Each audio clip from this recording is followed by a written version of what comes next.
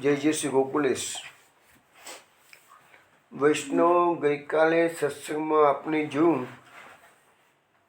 કે ભગવાનના મહિમાની સામે બ્રહ્માજીનો મહિમા ઝાંખો પડતો હતો. બ્રહ્માજીની 11 ઇન્દ્રિયો ક્રિયાહીન થઈ ગઈ હતી. બ્રહ્માજીનું દુઃખ ભગવાને જોયું એટલે ભગવાને પોતાની માયાનો પડદો ઢાંકી દીધો. એટલે બ્રહ્માજીને જે અભૂતપૂર્વ દર્શન થતા હતા એ બંધ થઈ ગયા. પછી શું થાય છે એ જાણતા પહેલા આપણે કીર્તન શ્રવણ કરીએ. નંદ નંદન દેખું સખી, નંદ નંદન દેખું, નંદ નંદન દેખું સખી, નંદ નંદન દેખું. दूरी दूसर जटा जुटली हरी, किए हर भेसु सखी, नंद नंदन देखूं. नीलपाट पिरोई मणिघन, फनिग दोखे जाई,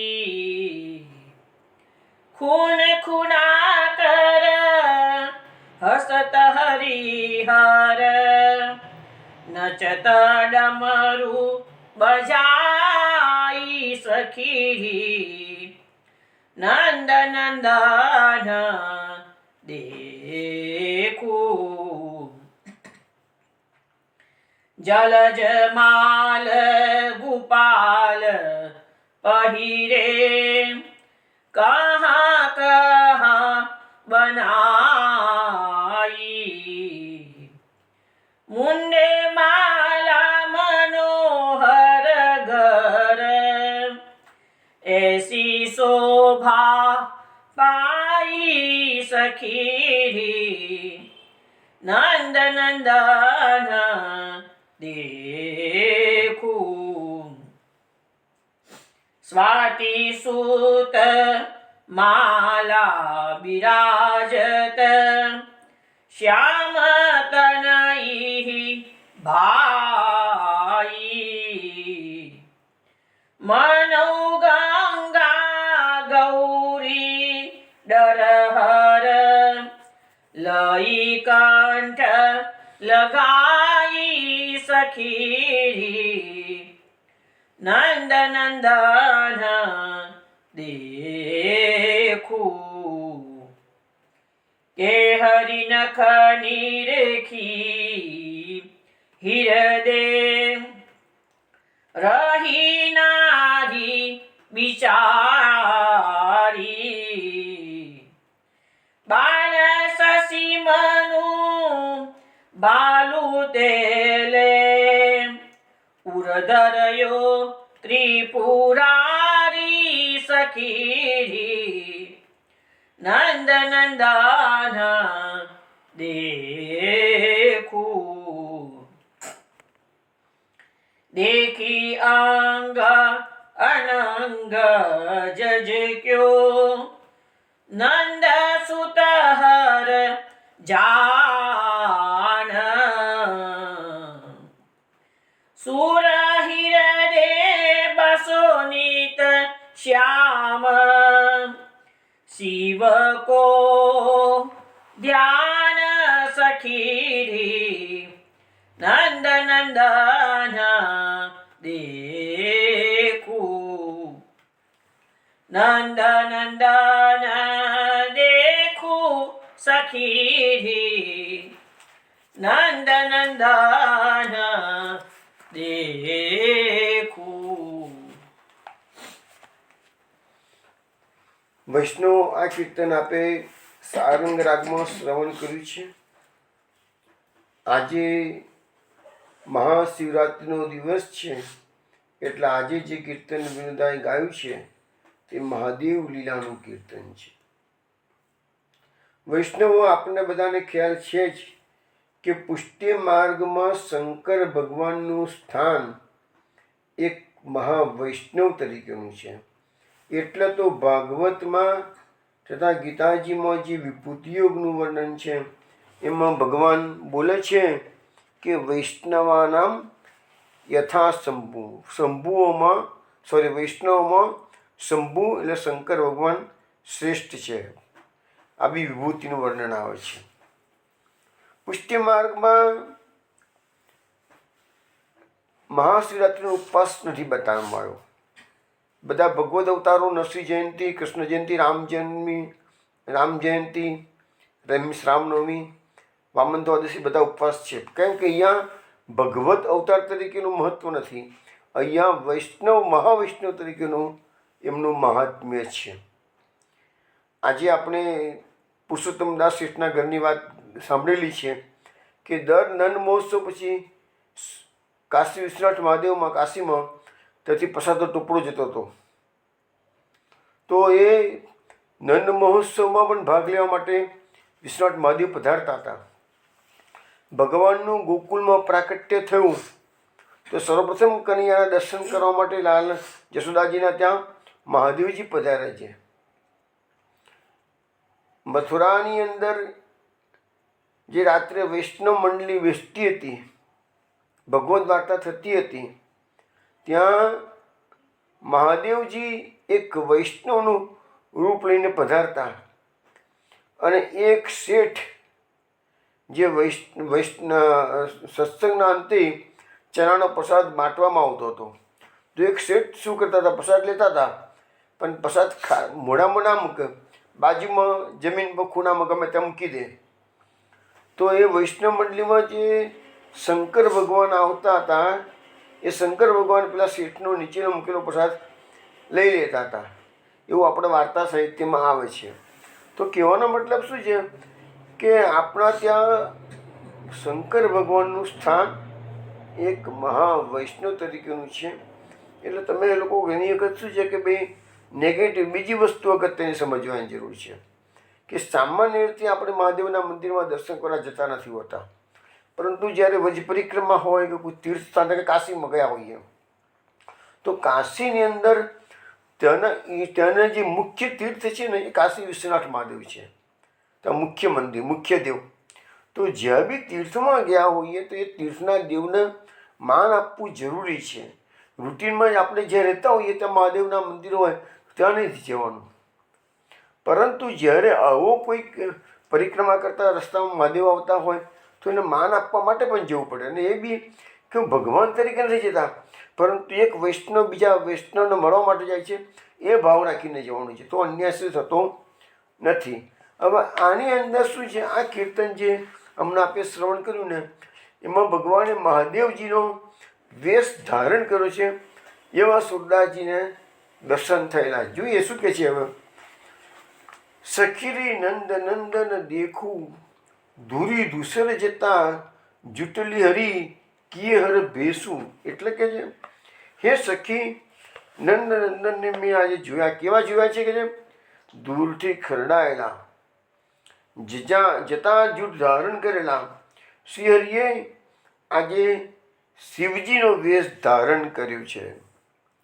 નીલ પાઠ પીરોઈ મણિગન ફણીગ ધોખે જાઈ ખૂન ખૂના કર હસત હરિહર નચત ડબરું બજાઈ.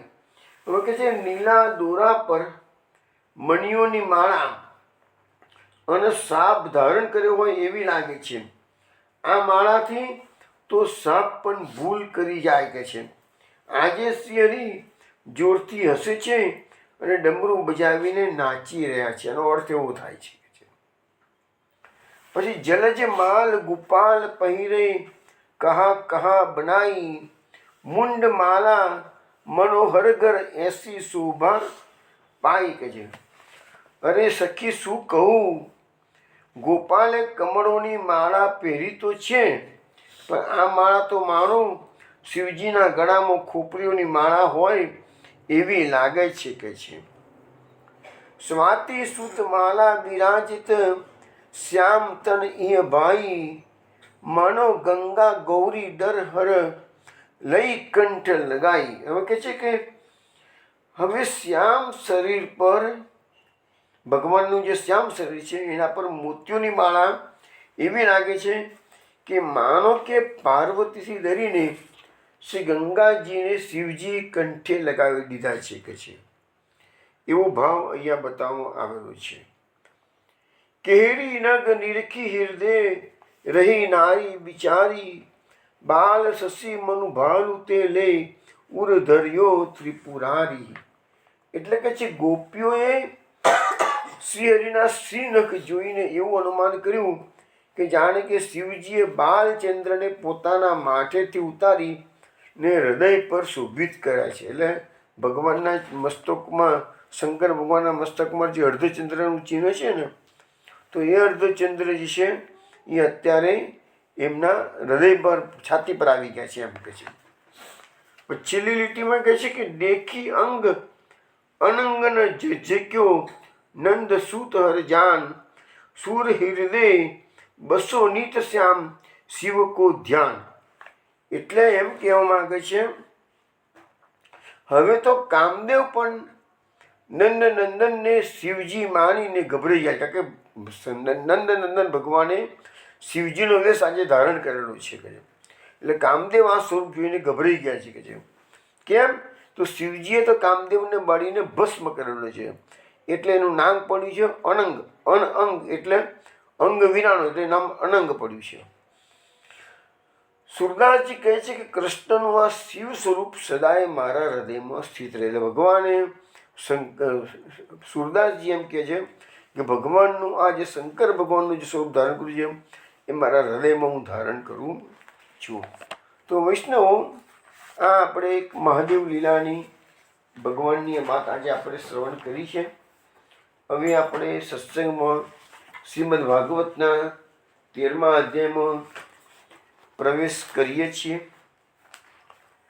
ગઈકાલે સત્સંગમાં આપણે જોયું તો બ્રહ્માજીએ ભગવાનનો જે મહિમા જોયો હતો એમાં 4 પ્રકારના વિશેષણો આપવામાં આવેલા હતા.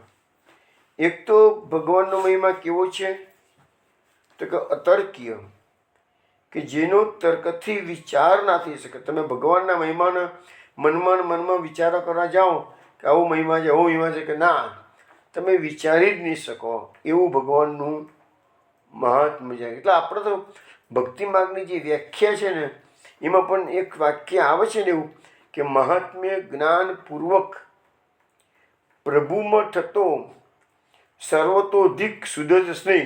તો મહાત્મ્ય જ્ઞાન, પણ મહાત્મ્ય જ્ઞાન થવું જોઈએ એટલા માટે તો આ બધા શાસ્ત્રો છે, પરંતુ અહીંયા લખ્યું છે કે તર્કથી પણ પર છે, એટલે એ તમે વિચારી પણ નહીં શકો એટલું મોટું ભગવાનનું મહાત્મ્ય છે. એટલે તો આપણને કહેવામાં આવે છે ને કે શેષ નાગ 1000 મુખોથી ગાયા કરે છે તો પણ એના ગુણનો પાર આવતો નથી કહે છે.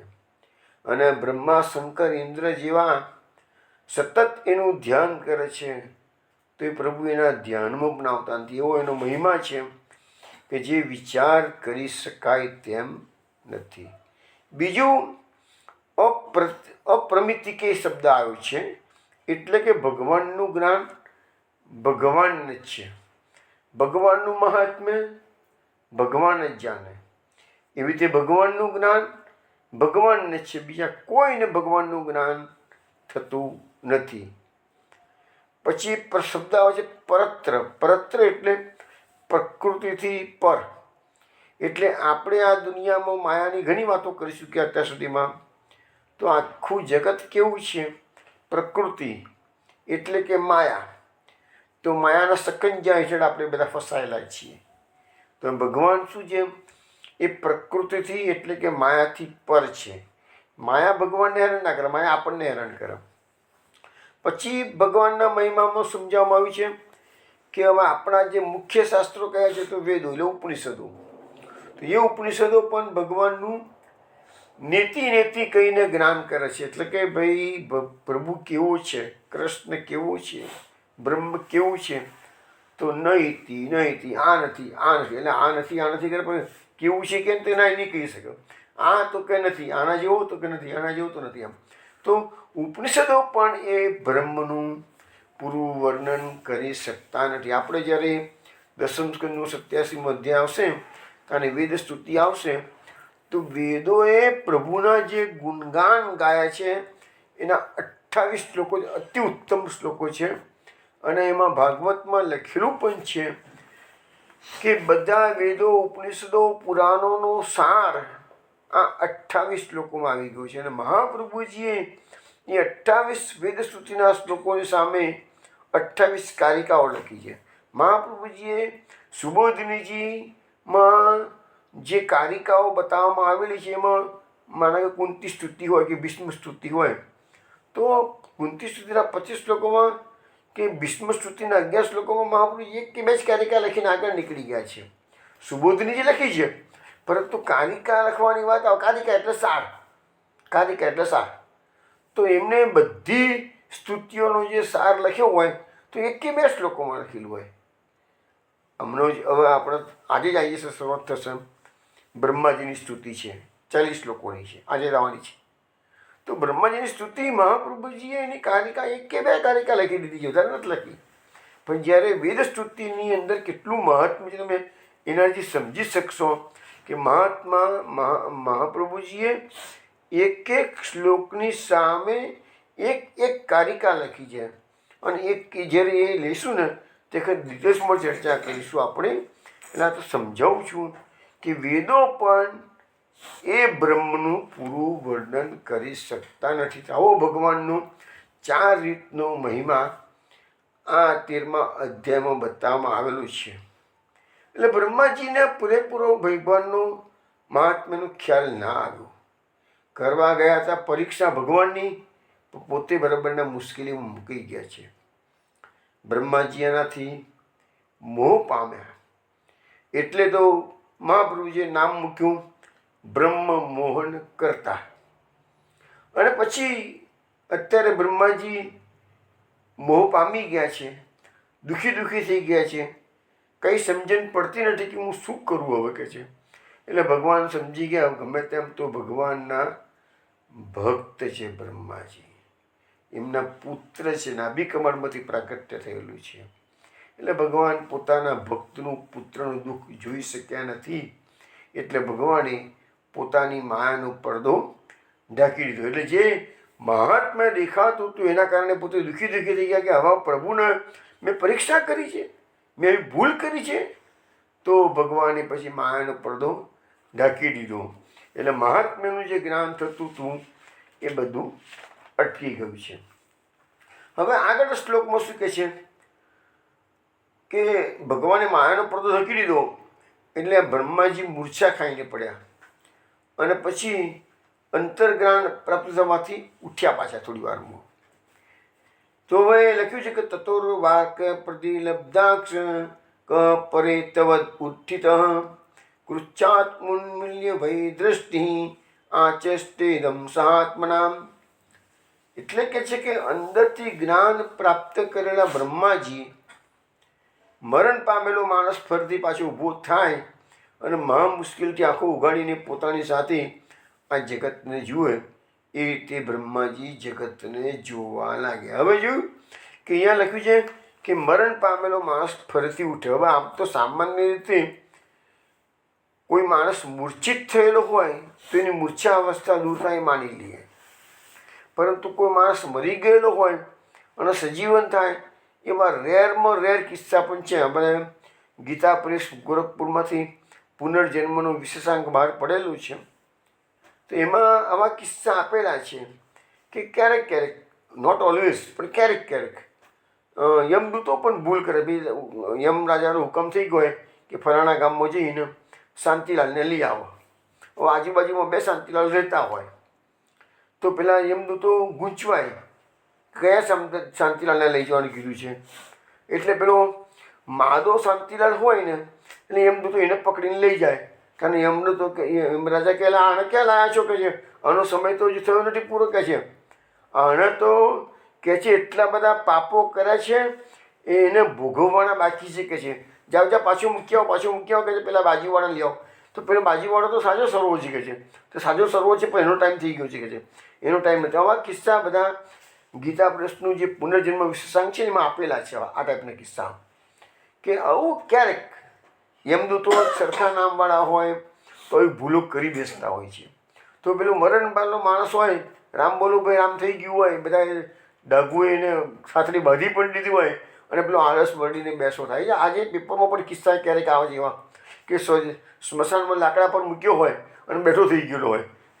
તો આવું બધું બનતું હોય છે પણ આવું ક્યારેક બને છે, રેરલી બને છે. તો એવી રીતે મરણ પામેલો માણસ ઊભો થાય, આળસ મરડીને બેસે અને બધું જુએ જગતને, તો એવી દશા બ્રહ્માજીની થઈ. હવે અહીંયા મહાપ્રભુજી સુબોધની જેમ લખે છે કે બ્રહ્માજી ઉઠ્યા પણ શું કરવા ઉઠ્યા? તો લોકનું દર્શન કરવા માટે ઉઠ્યા, પરંતુ ભગવાનનું દર્શન કરવા માટે ઉઠ્યા નહીં. કારણ કે ભગવાને માયાનો પડદો પાડી દીધેલો એટલે ભગવાનનું મહાત્મ્ય જ્ઞાન જે થવું હતું એ તો થઈ ગયેલું છે. હવે કશું દેખાતું નથી. જે દેખાતું હતું બધું બંધ થઈ ગયું. અને એટલે એ મૃત્યુ પામેલાના જેવું એ શબ્દ વાપરે છે, મૃત્યુ પામેલાની માફક કે છે. અને મૃત્યુ પામ્યા અને પછી મૂર્છા પામ્યા અને મહા મુસીબતે આંખો ખોલીને જગતને જોયું. બ્રહ્માજીએ જ્યારે મૂર્છિત અવસ્થા કે મૃત્યુ જેવી અવસ્થામાંથી બહાર આવ્યા અને જગતને જોયું તો કેવું જગત જોયું એનું પાછું વર્ણન છે. સપદ્યેવાભિત પશ્યન દિશો પશ્યત પુરસ્થિતમ વંદ્રાવનમ જનાજીવ્યમ ધ્રુમા કિરણમ સમાપ્રિયમ. બ્રહ્માજીએ હવે ચારે દિશાઓમાં નજર નાખીને જોયું. સામે જ મનુષ્યોની આજીવિકાના સાધનરૂપ વૃક્ષોથી ભરપૂર સમતલ અને સર્વત્ર પ્રિય વંદ્રાવન જોયું. હવે અત્યારે ભગવાનની જે લીલા હતી, દર્શન થતા હતા, એ બધા દર્શન બંધ થઈ ગયા. એટલે હવે એમની નજર આજુબાજુ ફરવા માંડી. જે દ્રશ્ય દેખાતું હતું એ અટકી ગયું. એટલે આપણે આ કુંભનદાસનો કિસ્સો આવે છે ને કે કુંભનદાસજીની ગોદીમાં ઠાકોરજી બિરાજ્યા. કુંભના મેં 301 બાત કહેવે આવ્યો હું એમ કહ્યું ને એટલા પેલી છડી પોકારી રાજા માનસી પધાર રહ્યા. રાજા માનસી આવી ગયા પણ ઠાકોરજી ઊભા થઈને ઝાડની ઓઠી છુપાઈ ગયા. તો કુંભનદાસજીની હાલત કેવી થઈ ગઈ હતી? કુંભનદાસજી ચારે બાજુ નજર કર્યા કે મારા પ્રભુ ક્યાં ગયા, મારા પ્રભુ ક્યાં ગયા. રાજા માનસી બાજુ ઊભા છે પણ ત્યાં દ્રષ્ટિ પડતી નથી. ચારે બાજુ શોધ્યા કરે છે. તો બ્રહ્માજી અત્યારે પ્રભુનું જે માયાનો પડદો પડી ગયો એટલે દર્શન થતાં બંધ થઈ ગયા. એટલે પોતે હતપ્રભ થઈ ગયેલા છે, દિગ્મૂઢ થઈ ગયેલા છે. એટલે ચારે બાજુ નજર કરવા મળ્યા. શું નજર કરે છે? તો એમને વૃંદાવન જોયું. એ વૃંદાવન કેવું જોયું? તો એના માટે કહ્યું જનાજીવ્યમ ધ્રુમા કિરણમ. ધ્રુમા કિરણમ એટલે ભ્રૂમ એટલે વૃક્ષો, વૃક્ષોથી ભરપૂર ચારે બાજુ ગાઢ વૃક્ષો છે, વનરાજી છે, એવું વૃંદાવન જોયું. હવે કેવું? જનાજીવ્યમ. જનાજીવ્યમ એટલે જે તગાડે જે વસવાટ કરે છે, જે વનવાસીઓ, એ લોકોની આજીવિકા. વૃક્ષો કેવા છે? મનુષ્યોની આજીવિકા પૂરી પાડે છે. તો વૃંદાવનમાં જે જીવો એ દિવસોમાં રહેતા હતા એની આજીવિકા, મૂળ તો આપણું ભારત છે ને એ ખેતી પ્રધાન દેશ. એટલે અલ્ટિમેટલી આપણું જે જીવન છે ને એ આ વૃક્ષો સાથે સંકળાયેલું જીવન છે. ભાગવતમાં એના શ્લોકો આવે છે, એ બી જોઈશું આપણે જ્યારે આવશે ત્યારે. પણ કહેવાનો મતલબ શું છે કે એ વૃક્ષો એ મનુષ્યની આજીવિકા પૂરી પાડે છે. ફળ ફૂલ સુકાઈ ગયા પછી બળતણના કામમાં આવ્યા. અત્યારે આધુનિક વિજ્ઞાનના સમયની અંદર તો પેપર ઇન્ડસ્ટ્રીમાં પણ વૃક્ષો કામ લાગી જાય છે. એટલે બધા ઘણા ઉપયોગો વૃક્ષોના છે. અને એ આજીવિકા બતાવવામાં આવેલી છે. પછી શબ્દ આવે છે સમાપ્રિયમ. સમાપ્રિયમ એટલે સમતલ થયું છે, એકદમ સુંદર રીતે થયું છે. અને સર્વત્ર પ્રિય. વૃંદાવન કેવું છે? બધાને પ્રિય છે કે છે. તો અહીંયા સમતલ ખાડા ટેકરા વિનાનું સર્વત્ર પ્રિય એ બધું વૃંદાવનનું મહાત્મ્ય અહીંયા એ બધું કહ્યું છે. હવે અહીંયા એક શબ્દ આવ્યો છે સમાપ્રિયમ. તો આ સમાપ્રિયમ માટે એમ કહેવાય છે કે વૃંદાવનમાં બે ભાગવત કથાકાર બહુ મહાન થઈ ગયા. એમાં એકનું નામ છે શ્રી પુરુષોત્તમજી મહારાજ અને બીજાનું જે મધુસૂદન ભટ્ટજી. એ જમાનાના બહુ ધુરંધર શાસ્ત્રીજી કહેવાતા હતા અને ભાગવતની કથા એવી રસપાન કરાવતા હતા, લોકો ડોલી ઉઠતા. તો લખે છે કે પુરુષોત્તમજી મહારાજ એકવાર કાશી પધાર્યા હતા અને કાશીના વિદ્વાનોએ એમને આ શ્લોક માટે પૂછ્યું. તો એ લખે છે કે આ શ્લોકની સમજૂતી આપવા માટે અને એમાં પર્ટિક્યુલરલી સમાપ્રિયમ વૃંદાવન કેવું છે? તો સમાપ્રિયમ, બધાને સુંદર રીતે પ્રિય છે એ વૃંદાવન. આ સમાપ્રિયમ શબ્દનો અર્થ એમને 27 દિવસો સુધી, વિચાર કરો, આપણે મહાપ્રભુજીના સમયની વાતો સાંભળીએ છીએ કે બે ઉદ્ધવજીને પેલો શ્લોક ભ્રમણ ગીતનો સંભળાયો હતો ભગવાને. તો એક જ ચરણની અંદર એમના 3 પ્રહર નીકળી ગયા હતા. તો અહીંયા પણ લખ્યું છે કે સમાપ્રિયમનો અર્થ કરતાં કરતાં આ પુરુષોત્તમ મહારાજને 27 દિવસ લાગ્યા હતા. હવે એમાં થોડાક અર્થો હું તમને સમજાવું છું. લખ્યું છે કે સમાપ્રિયમનો અર્થ શું થાય?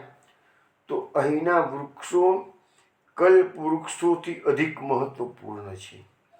તે તો સાક્ષાત સદગન, ચિદગન, આનંદગન છે, ભગવદ રૂપ છે. આમાં મોટા મોટા મહાપુરુષો સમાયેલા છે. હવે જો અહીંયા લખ્યું છે મોટા મોટા મહાપુરુષો, એટલે એવા કેટલાય ભગવદીઓ છે કે જે ભગવાનની પાસે આ વૃંદાવનમાં વૃક્ષનો અવતાર માગે છે, પશુ પક્ષીનો અવતાર માગે છે, અને વૃજની એક રેણું એટલે એક રજ મને બનાવી દે એવું માગે છે. તો અહીંયા વૃંદાવનમાં જે વૃત્તા માટે તો લીલી પરિક્રમા પહેલા દિવસે જ્યારે વિશ્રામ ઘાટે નિયમ લેવાય છે ત્યાંના દરેક ચોબાજી એક નિયમ અવશ્ય જોડાવે છે કે વૃંદાવનમાં આખા વ્રજમંડળમાં કોઈ પણ ઝાડપાન હું તોડીશ નહીં. અને તમને કદાચ પેલી વાતનો પણ ખ્યાલ હશે જ કે અલીખાન પઠાણે ઢંઢેરો પીટ્યો હતો કે કોઈએ પણ વૃક્ષનું એક પણ, કે એનામાં આ ભાવ હતો કે વૃક્ષો કોણ છે? ભગવદીઓ બન્યાને આવે છે. તો એને કહ્યું હતું કે કોઈએ વ્યક્તિએ પણ ક્યારે પણ ઝાડપાન તોડવા નહીં. અને એવો નિર્ણય એને જેમ ધંધો પીટ્યો છતાં પણ એક તેલી છે ને એ બળદગાડામાં બધું તેલ લઈને જતો હતો અને રસ્તામાં શું થયું એને કે એને પાન તોડ્યા પેલું કે તેલ સાફ કરવા માટે એવું કરવું. હવે એને ખ્યાલ અલીખાન પઠાણને ખબર પડી ગઈ તો તરત જ ગયા અને પેલાનું જે તેલ હતું એ બધું ધોળાઈ નાખ્યું કે વૃક્ષના મૂળિયાની અંદર છે કે છે, બધું ધોળી નાખે છે. એવી પનિશમેન્ટ એટલા માટે કરી ફરીથી એવી ભૂલ ના કરે કે છે. તો એવો એક બનાવ આપણા વાર્તા સાહિત્યમાં આવે છે.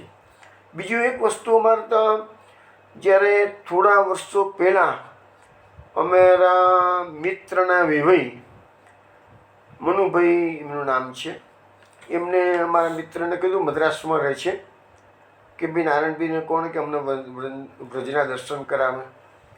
2010ની વાત હું કરું છું, લગભગ 2010નો નવેમ્બર મહિનો હતો.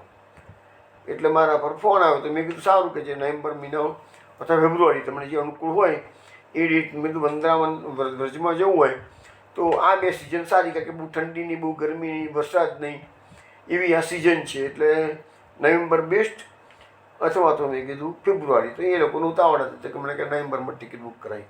પહેલા દિવસે 5 દિવસનો પ્રોગ્રામ બનાવેલો વ્રજનો. પહેલા દિવસ હું આ લોકોને વૃંદાવન, પહેલા દિવસે હું વૃંદાવન જ લઈ ગયો સીધું જ, મથુરાથી બાજુમાં રહે એટલે તે લઈ ગયો. અને એમાં પાછું પહેલો દિવસ અને સીધો હું તત્યા સ્થાનમાં દર્શન કરવા લઈ ગયો આ લોકોને. વેરી ફર્સ્ટ, એ લોકો બધા ફર્સ્ટ ટાઈમ વ્રજભૂમિમાં આવતા હતા દર્શન કરવા માટે. અને પહેલી જગ્યા જ મેં આ લોકોને આ તત્યા સ્થાનના દર્શન કરાવ્યા. તો મારા મિત્ર છે ને એને બહુ આનંદ, રજની પાઠક નામ છે, એમને આનંદ આનંદ થઈ ગયો એકદમ. એટલે મેં હવે અમારા 5 દિવસ રહેવાનું હતું, એટલે મેં એમને પહેલા દિવસે અહીંયા ગયા ચટ્ટાસ્થાનમાં. એટલે મેં કહ્યું, દેખો રજનીભાઈ, તમે આમાં 5 દિવસ મારી સાથે રહેવાના છો, પણ એક પણ ઝાડ પાન તોડવાનું નહીં અહીંયા. કારણ કે આ બધા વૃક્ષો છે ને એ ભગવદીઓ અહીંયા જન્મ ધારણ કરીને આવ્યા છે, અથવા તો તપસ્યા કરતા હોય છે. વ્રજરસની પ્રાપ્તિ માટે એ લોકો તપ કરતા હોય છે. એટલે ઝાડપાન કોઈ સામાન્ય નથી. તાને મારા મિત્ર મને કહે છે કે નારાયણભાઈ, મારા મનમાં એવો ભાવ જ જાગ્યો હતો કે હું આ એક એક વૃક્ષને ભેટું, તો મને આવી ભાવના કેમ જાગી કે છે એ મને સમજ નથી પડતી. હું તમને પૂછવા જેવું કે નારાયણભાઈ, મને આવો ભાવ કેમ જાગ્યો છે, હું એક એક વૃક્ષને આલિંગન આપું, ભેટું કે જેવું મને મનમાં થઈ ગયું છે કે છે અહીંના વૃક્ષો જોયા પછી કે છે. તો મને કે હું પૂછ્યું પહેલાં, પણ તે મને જવાબ આપી દીધો.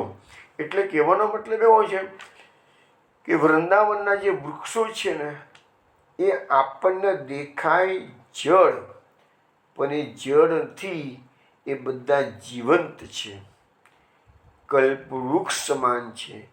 એ ભગવદીઓ પોતે જ આવેલા છે. અને રાધા કુંડનું જ્યારે નિર્માણ કર્યું ત્યારે જે કુંડના ઘાટો બનતા હતા, તો વચ્ચે 5 વૃક્ષો નડતા હતા. તો એ લોકોએ ના પાડી દીધી. જ્યારે કાપવાનો વારો આવ્યો કે ઘાટમાં, તો સપનામાં પાંડવોએ કહી દીધું કે અમે 5 પાંડવો તપસ્યા કરી રહ્યા છીએ કે છે, એટલે તમે અમને મહેરબાની કરીને કાપશો નહીં કે છે. અને પછી એ ઘાટ આજે પણ ઓકું ચૂકવું એ જગ્યા પર બનાવ્યો છે અને એ વૃક્ષો કાપ્યા નથી. એવા ઘણા કિસ્સા છે વ્રજમંડળના. તો આ વૃંદાવનના જે વૃક્ષો છે એ બધા જીવંત છે. પછી વૃંદાવનનું બીજું મહત્વ સમાપ્તિમાં થયું કે જ્યાં દેખ્યો ત્યાં બધું પ્રિય વસ્તુ ફેલાયેલી છે. આજે પણ વૃંદાવનનું વિશ્વભરના પ્રવાસીઓને એટલું જ આકર્ષણ છે. તમે જુઓ વૃંદાવનમાં આજે તો ઇન્ટરનેશનલ સિટી થઈ ગયેલું છે, પણ વ્રજની ભૂમિમાં તમે આખા વ્રજની ભૂમિમાં ફરો તો બધી જગ્યાએ એટલું જ સુંદર આજે તમને આકર્ષણ જોવા મળશે કે છે. પછી રાધાજીના સ્વામી શ્રી કૃષ્ણ છે અને તેમની સાથે વૃંદાવનની એક એક વસ્તુ રહેલી છે કે છે. એટલે આ વૃંદાવનની એક એક ઝાડપાન, એક એક એની રજ, એની સાથે શ્રી કૃષ્ણની યાદો સમાયેલી છે. પછી વૃંદાવન સમ લોકોનું સમદસ્યુનું અત્યંત પ્રિય સ્થાન છે કે છે. તો આ રીતે આ સમાપ્રિયમ શબ્દનો અર્થ આ પુરુષોત્તમ મહારાજે ખૂબ સુંદર રીતે 27 દિવસ સુધી કાશીમાં જઈને કરેલો હતો. હવે આ વૃંદાવનનું જે મહત્વ છે એમાં અહીંયા બી શ્લોકો થોડાક છે, જોઈએ છીએ આપણે. પરંતુ એક મહાત્મા થઈ ગયા પ્રબોધાનંદ સરસ્વતી. વૃંદાવનમાં તમે જ્યારે બી જવાન થાય ત્યારે એની સમાધિના અવશ્ય દર્શન કરજો. જે કાલીદહ નામની જગા છે એ કાલીદહથી થોડેક આગળ તમે જાઓ તો મદન મોહનજીનું મંદિર, ઊંચો ટેકરો છે, થોડા પગથિયા ચડવાના છે, એના પર મદન મોહનજીનું મંદિર છે. એ મદન મોહનજીના મંદિરની બાજુમાં જ આ પ્રબોધાનંદ સરસ્વતીની સમાધિ છે. પ્રબોધાનંદ સરસ્વતી કાશીના મહાન પંડિત હતા, 10,000 સંન્યાસીઓના ગુરુ હતા, પૂરેપૂરા અદ્વૈતવાદી હતા. અને આ કૃષ્ણ ચૈતન્યની એટલે ચૈતન્ય મહાપ્રભુજીની ઠેકડી ઉડાવતા હતા. પણ ભગવાનની કૃપા જ્યારે થાય તાને પથ્થર પણ સોનું થઈ જાય. એવી રીતે એવા બનાવો બધા બન્યા છે. એ બધી વાતો આજે નથી કરતા આપણે, પણ એવો લગભગ માનો કે ચૈતન્ય મહાપ્રભુજીની ઉંમર 24 વર્ષની અને પેલા મહાત્માની ઉંમર 50-55 વર્ષની હતી. તો પણ એ પ્રકાશાનંદ સરસ્વતી ચૈતન્ય મહાપ્રભુજીના શરણે આવી ગયા અને કહી દીધું કે મને પ્રબોધ, મને જ્ઞાન આપો કે છે, મને ઉપદેશ કરો, જ્ઞાન નહીં, મને ઉપદેશ કરો. કારણ કીધું કે હવે તમે, તમારું નામ પ્રકાશાનંદજી નહીં પણ પ્રબોધાનંદજી છે. તમે જાઓ અહીંથી સીધા વૃંદાવન શ્રી કૃષ્ણની શોધ કરો કે છે, શ્રી કૃષ્ણની ઉપાસના કરો, શ્રી કૃષ્ણનું રટન કરો કે છે. સાહેબ એનો આટલો મોટો મઠ, 10,000 શિષ્યો એના હતા. એ મઠની વ્યવસ્થા કોઈને સોંપવાની, કોઈને કહેવાનું કે આમ કરજો, તેમ કરજો, મારી પાછળ આવું કરજો, કશું જ નહીં. જેવી ચૈતન્ય મહાપ્રભુ એમને આજ્ઞા કરી વૃંદાવન જતા રહો, ત્યાં ને ત્યાં ઈસી ઘડીએ તે સમયે પોતાના મઠમાં પાછા નથી ગયા, કપડાં લેવા નથી ગયા, પહેરેલા કપડે એવી ને એવી દશામાં ગયા. અને પછી લખે છે કે વૃંદાવન છોડીને ક્યારેય બહાર ગયા નથી. અને આટલા મોટા મહાન વિદ્વાન હતા. એને વૃંદાવન મહિમા નામનું એક પુસ્તક લખ્યું છે. એમાં એને વૃંદાવનના મહિમાના 100 શતક લખ્યા. 100 શતક એટલે કે 10,000 શ્લોકો. વિચાર કરો, ખાલી વૃંદાવનનો મહિમા સમજાવતું એ પુસ્તક આજથી 500 વર્ષ પહેલાં લખાવ્યું છે, જેમાં 100 શતક લખાયેલા છે, એટલે કે 10,000 શ્લોકો. પરંતુ એવું કહે છે કે આજે એમાંના ખાલી 1700 શ્લોકો જ અવેલેબલ છે. બધા ધીરે ધીરે નાખે. એ જમાનામાં તો બધું લખાણ કાગળ ને હતું ને, ભોજપત્ર કેવા પણ લખાવતું હતું ને, એટલે બધું ધીરે ધીરે લુપ્ત થઈ ગયું, કોઈ સાચું નહીં. પણ 1700 શ્લોકો આજે અવેલેબલ છે.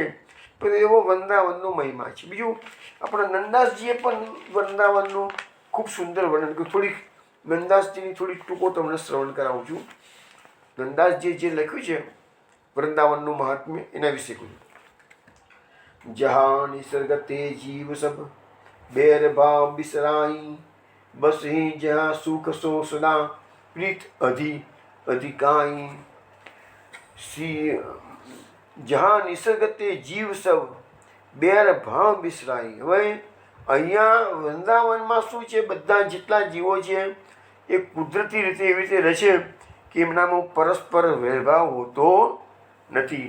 બસ હી જ્યાં સુખ સો સદા પ્રીતિ અધિકારી. બધા જીવો સુખેથી ત્યાં બિરાજે છે, રહે છે. અને દિવસે દિવસે એમની આ ભૂમિ પ્રત્યેનો જે પ્રેમ છે એ વધતો જાય છે. કેરી કરી કલાપી વ્યાલું, મુસક મુગ સાવક રૂભાલું, ફિરહી એક સંગ ભય બિસરાઈ, નહીં જીનકે હિય બેર બુલાઈ.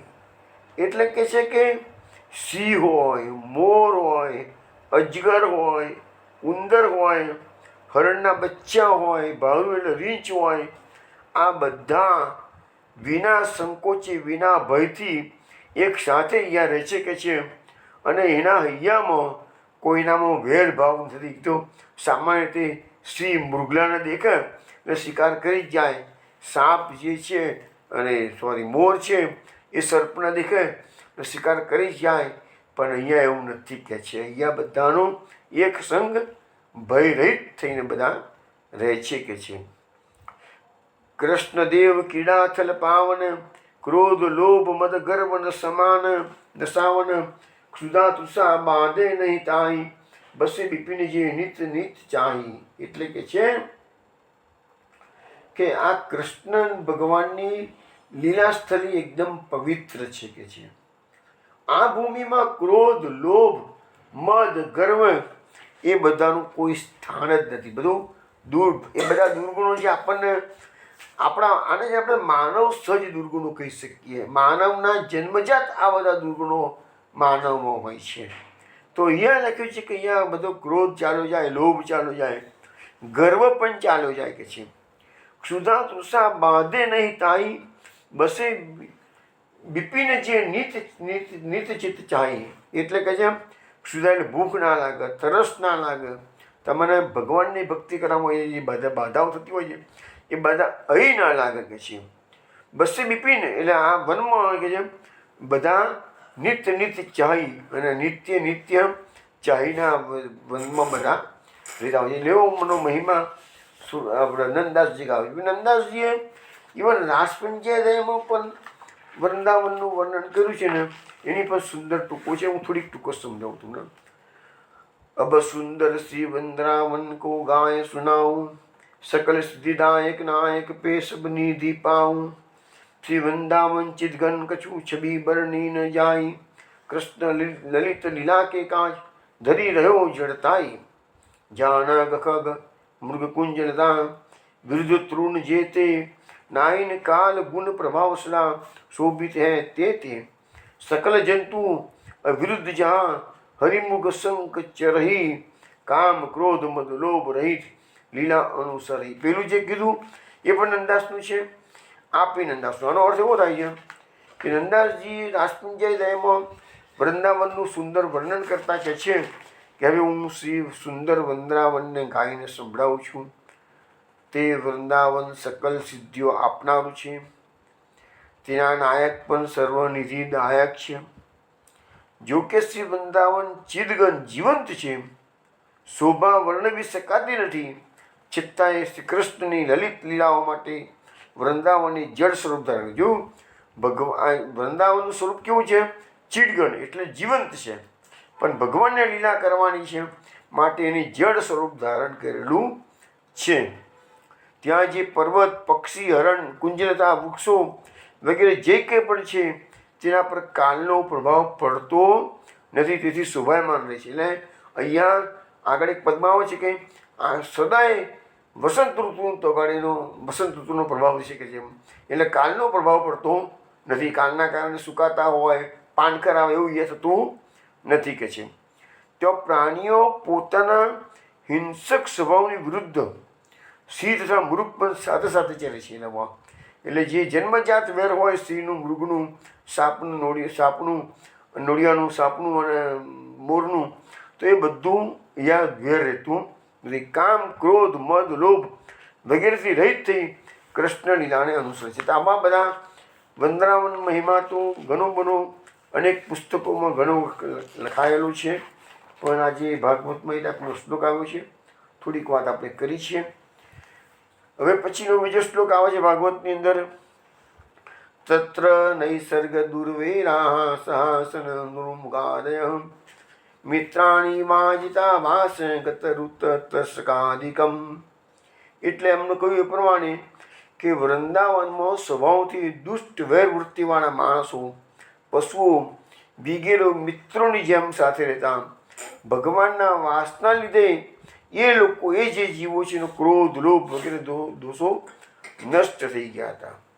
હવે અહીંયા લખ્યું છે કે આ બધા જે માનવ સહજ દુર્ગુણો જે છે એ બધા આ વૃંદાવનમાં ભગવાનનો વાસ હોવાના કારણે એ બધા દૂર થઈ જાય છે.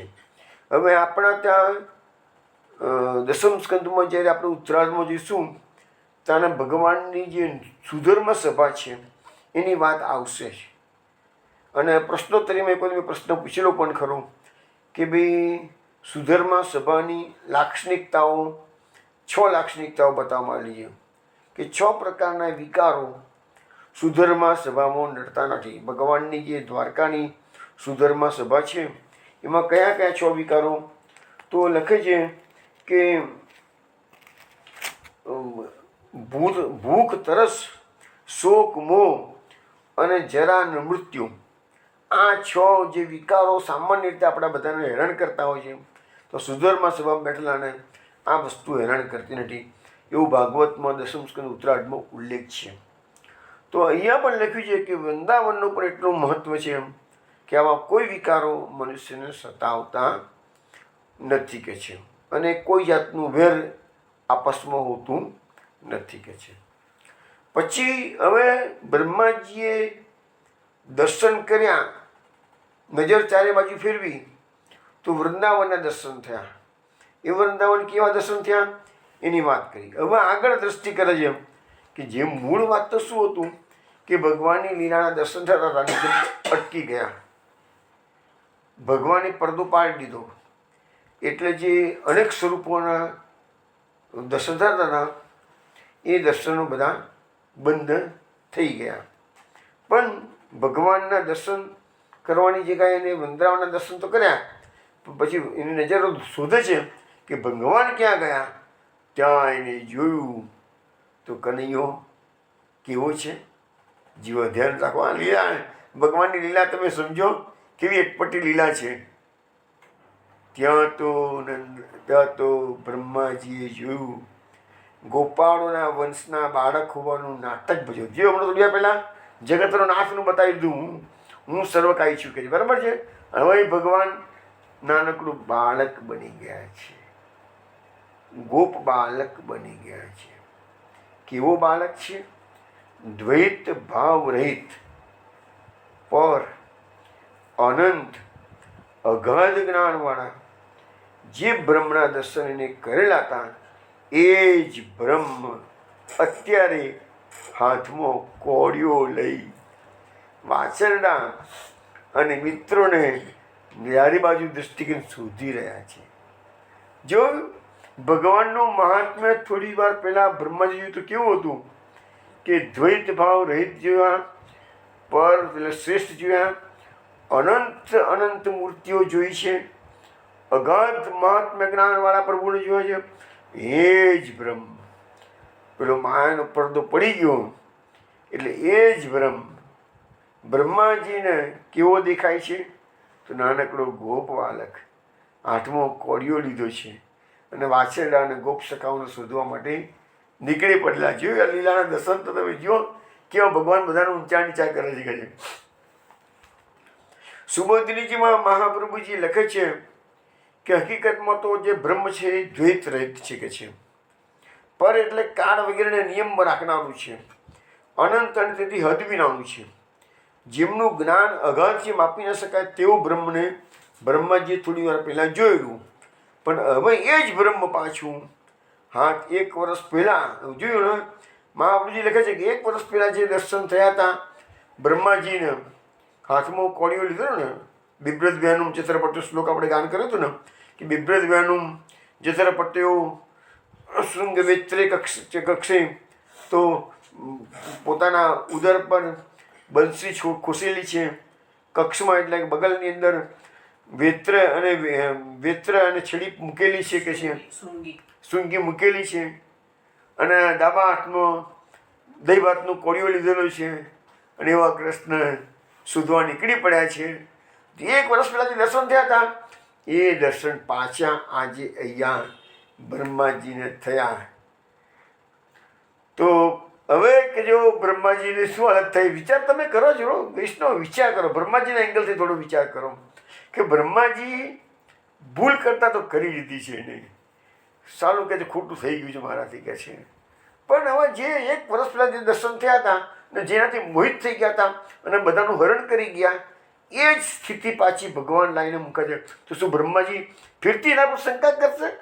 ફિરતી કૃષ્ણ પર શંકા કરે છે? ના ના, આ તો ગોબળિયો જ છે, આ તો પરબ્રહ્મ નથી, મેં જોયું કે તમારી ભૂલ હતી એવું કહેશે? ના ના. તો શું કહે છે? દસ્માત વરેણ નિજ ધોરણ તો અવતીર્યમ પૃથવ્યામ બપુ કનક દંડ મિવા નિપાત્યમ.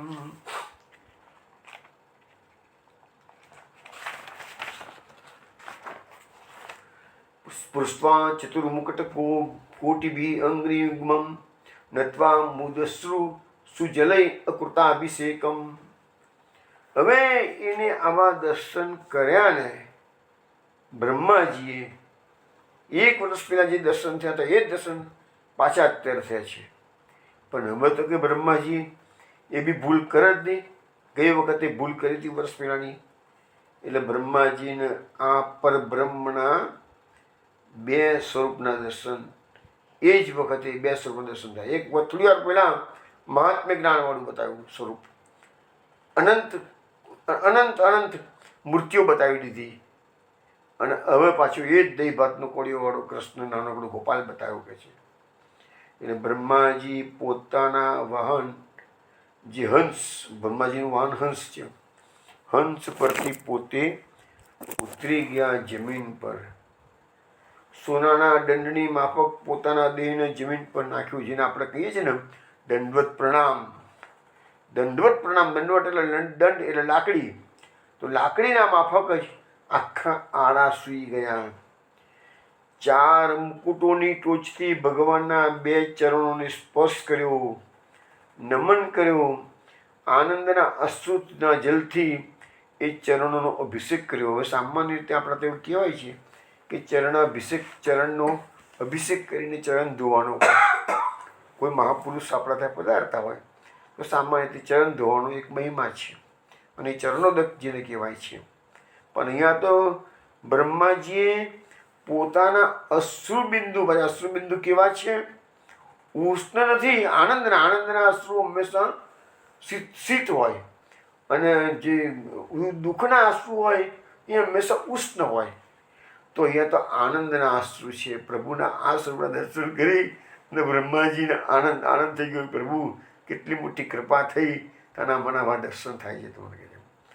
એટલે એ આનંદના આંસુથી ભગવાનના ચરણ પકડ્યા છે, અભિષેક કર્યો છે, બંને ચરણોનો સ્પર્શ કર્યો છે. પણ શું કહે છે? ભગવાન બ્રહ્માજી ચતુર્મુખી છે, 4 મુકુટ છે, 4 મુખ મોઢા છે 4 બાજુ, 4 દિશાઓમાં. તો 4 દિશાઓમાં 4 મોઢાના 4 મુકુટ ધરાવે.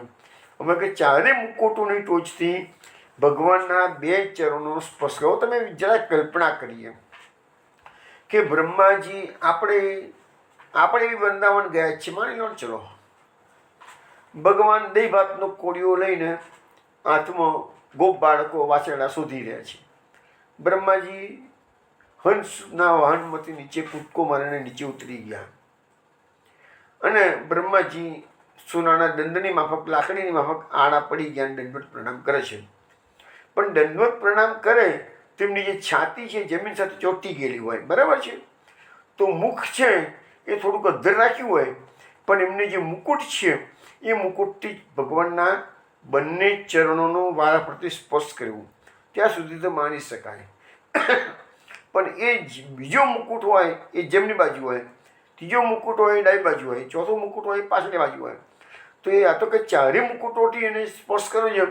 તો પછી એ બ્રહ્માજીએ, માનો કે ડાબી બાજુનો મુકુટ હોય તો ભગવાને પોતાની ડોકી ડાબી બાજુ નમાવી લીધેલી હોય, એટલે એમને ચરણ સ્પર્શતા માની લઈએ આપણે.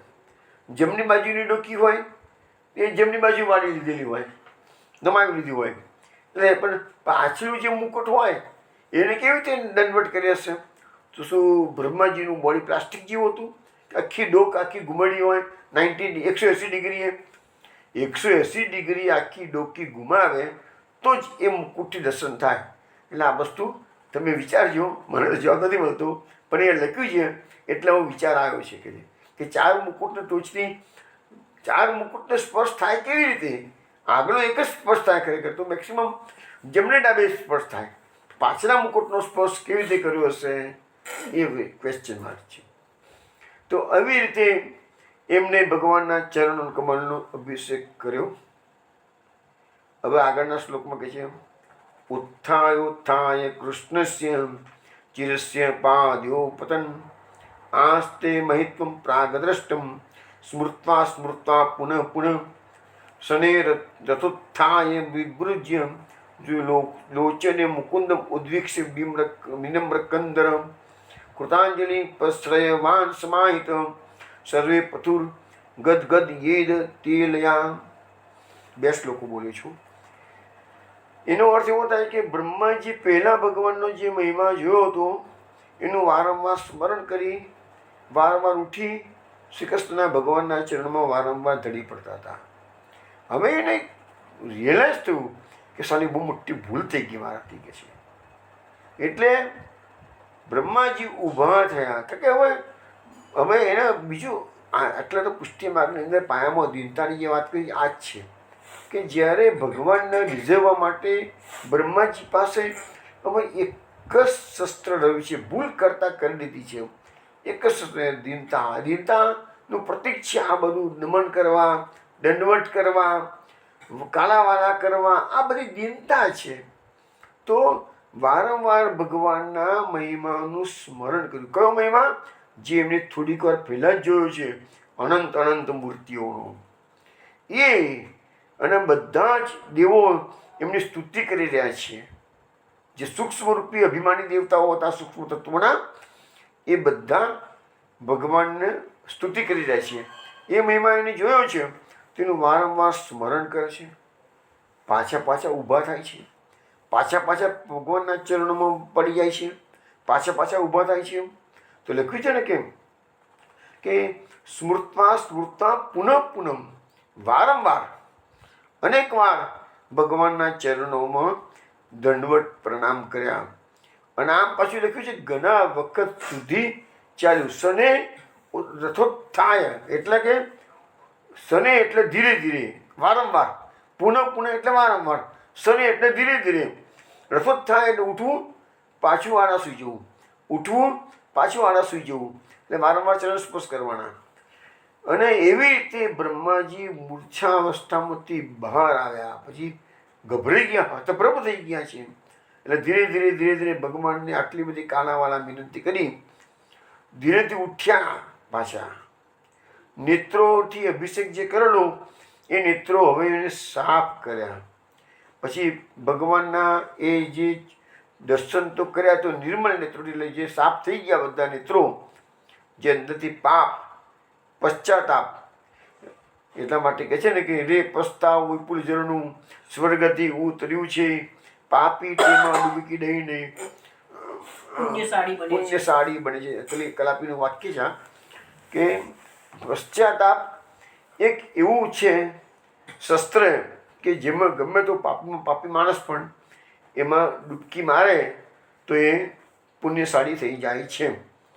એટલા માટે અહીંયા આપણા શાસ્ત્રોમાં વાત ઘણી વખત આવશે એવી બધી વાતો કે ભગવાનની માફી માગી લીધી છે, ક્ષમા માગી લીધી છે. અને ભગવાન કેવા છે કે આપણા શાસ્ત્રોમાં પણ કીધું છે કે ક્ષમા વિદસ્ય ભૂષણમ.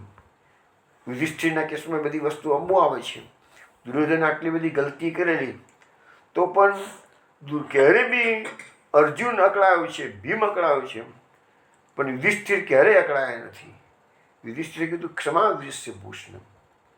તો અહીંયા બ્રહ્માજી પણ આજે ભગવાનની આટલી મોટી ગલતી કરી છે, પણ એ ભગવાનના દર્શન કર્યા, મસ્તક નમાવ્યું, બે હાથ જોડ્યા અને વિનયપૂર્વક સાવધાનીથી ધ્રુજતા ધ્રુજતા ગદગદ વાણીથી ભગવાનની સ્તુતિ કરી.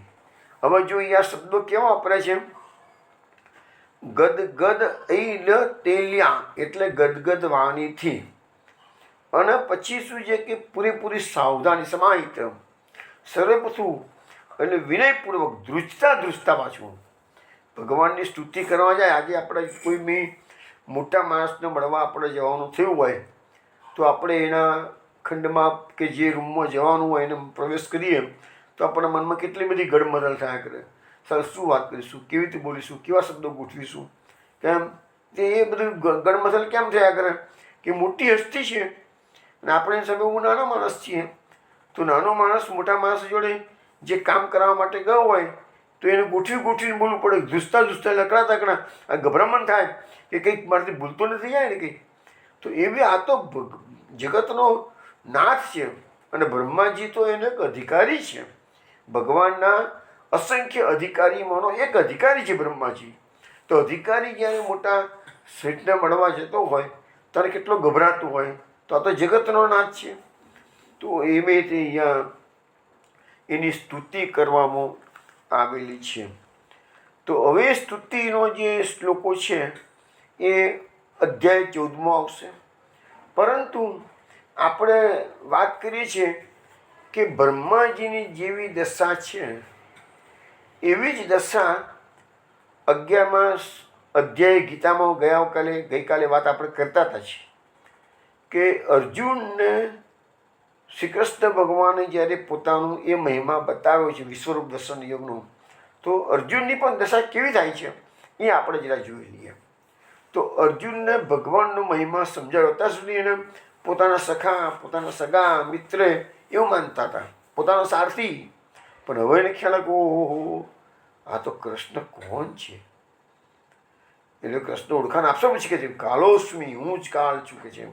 હવે અર્જુન જેવી રીતે અહીંયા વારંવાર શને ઉત્થાય શબ્દ વાપરે ને તો અર્જુન પણ એ જ કામ કરે. જો શું કહે છે, નમ પુરસ્તાંત પુષ્ટ તત્વે નમો સુતે સર્વતેવ સર્વ અનંત વીર્યામિત વિક્રમસ્ત્વમ સર્વમ સમાપ્નોસી થતોસી સર્વ. હે અર્જુન કહે છે હે અનંત સામર્થ્ય ધરાવનાર, આપણને આગળથી નમસ્કાર, પાછળથી નમસ્કાર. હે સર્વના આત્મા, આપણે બધી બાજુથી નમસ્કાર.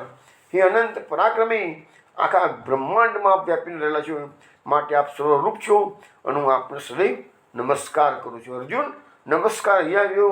અહીંયા બ્રહ્માજી ઊભા થાય આડા પડે, ઊભા થાય આડા પડે, ત્યારે અર્જુન બધી બાજુથી નમસ્કાર ભગવાનને કરી રહ્યા છે.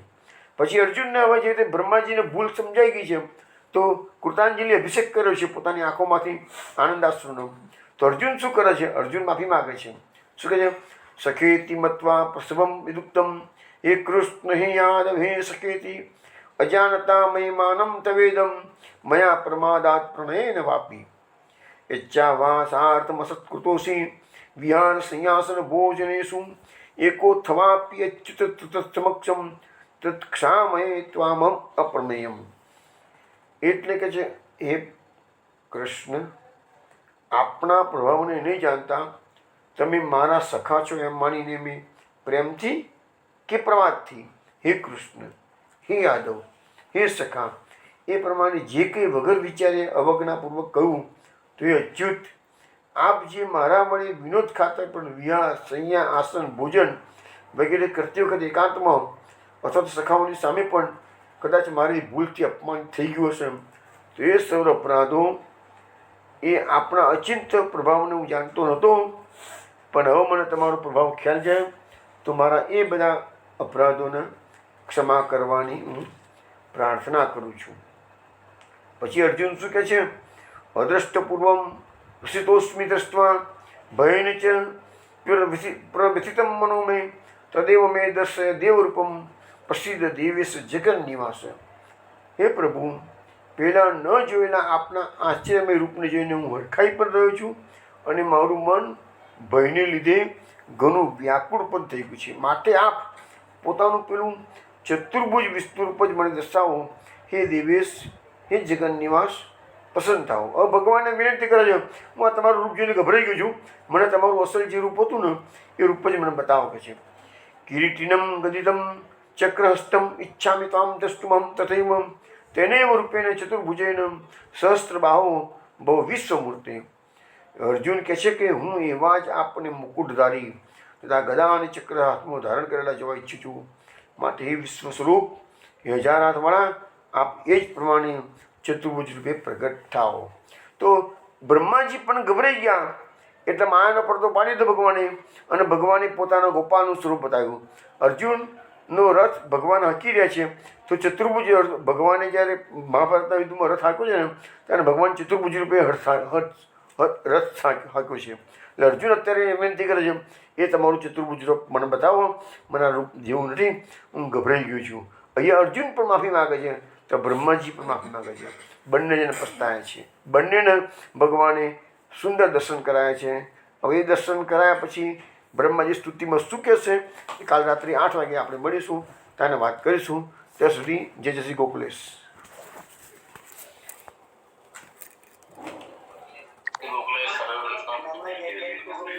જય જય શ્રી ગોકુલેશ. જય જય શ્રી ગોકુલેશ.